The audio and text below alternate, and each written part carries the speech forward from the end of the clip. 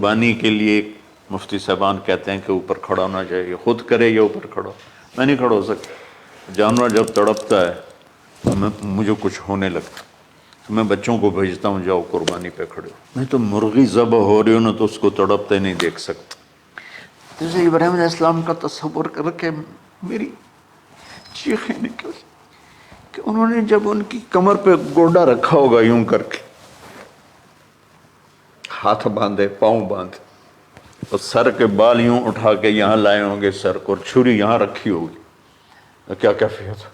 تو یوں آسمان کو دیکھ کر کہ یا اللہ کیا تم مجھ سے ناراض ہو گیا کہ میرے دل میں اسماعیل زیادہ اتر گیا ہے؟ یا اللہ ایسا کبھی نہیں ہے، یا اللہ یا میرا کوئی امتحان تو لے رہا ہے، یا اللہ تیرے اوپر سب کچھ قربان ہے۔ اور یوں چلائی، اور اللہ تعالیٰ نے، چھری کی کیا حیثیت ہے، اس نے چلنے سے انکار کر دیا، پھر چلائی، پھر چلائی۔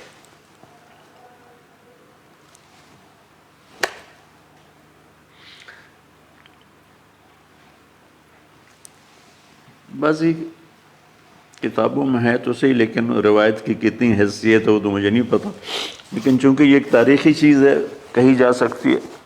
کہتے ہیں پھر گئے اور چھری کو تیز کیا پتھر پر، تیز کر کے جب آئن اور بال پکڑے، آسمان کے فرشتے 2 دفعہ روئے ہیں انسانی تاریخ میں، آسمان کے فرشتے 2 دفعہ روئے ہیں انسانی تاریخ میں۔ ایک جب ابراہیم علیہ السلام نے ان کی کمر پہ اپنا گھٹنا رکھا کہ سر کے بال پکڑ اور چھری پکڑ کے یہ کہا یا اللہ تم مجھ سے ناراض ہو گئی، تو آسمان کے فرشتوں کی چیخیں نکل گئی۔ اور ایک جب اللہ کے نبی کو طائف میں پتھر پڑے کہ اللہ من یشکو الیک ضعف قوتی، تو آسمان کے فرشتوں کی چیخیں نکل گئی۔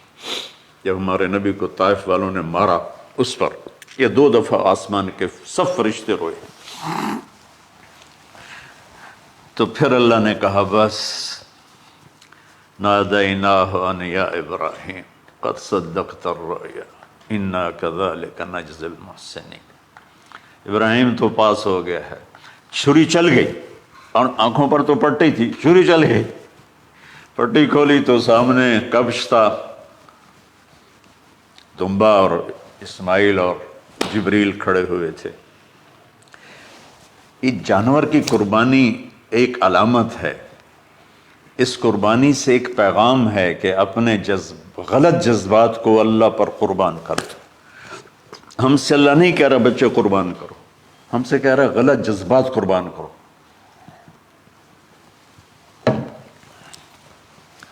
ہم سے اللہ کہہ رہا ہے اپنے جذبات کو دبا دو جو تمہیں اللہ اس کے رسول سے دور کرتے ہیں، ان پر چھری چلاؤ۔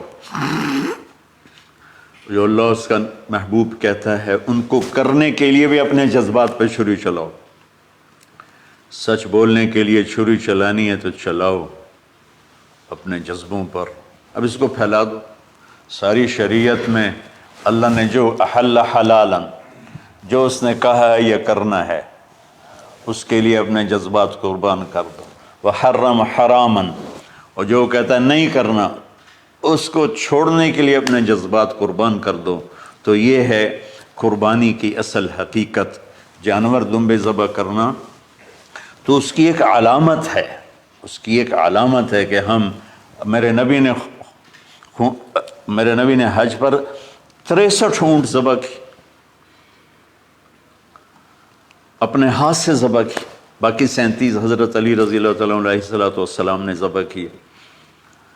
تو بھائیو، قربانی کی اصل یہ ہے کہ ہم اللہ اس کے رسول پر اپنے جذبوں کو قربان کر رہے ہیں، اپنے جذبوں کو۔ عید قربان کا فلسفہ ہے اللہ اس کے رسول کی اطاعت پہ قربان ہو جانا۔ عید قربان کا فلسفہ ہے اللہ اس کے رسول کی اطاعت میں اپنے جذبات پہ چھری چلا دینا۔ عید قربان کا فلسفہ ہے اللہ اس کے رسول کی اطاعت کے سامنے گردن کو جھکا دینا، اور اس کے لیے جس بھی کڑے امتحان سے گزرنا۔ ہم اللہ نہ کرے ہم امتحان نہیں مانگتے، یا اللہ نہیں مانگتے، یا اللہ نہیں مانگتے، عافیت مانگ، عافیت مانگ۔ تو میرے بھائی بہنوں، ہم اللہ کی بارگاہ میں جھکے، ہم اللہ کی بارگاہ میں جھکیں، اس کے رسول کی بارگاہ میں جھکیں، تاکہ ہمارا یہ جہان بنے وہ جہان۔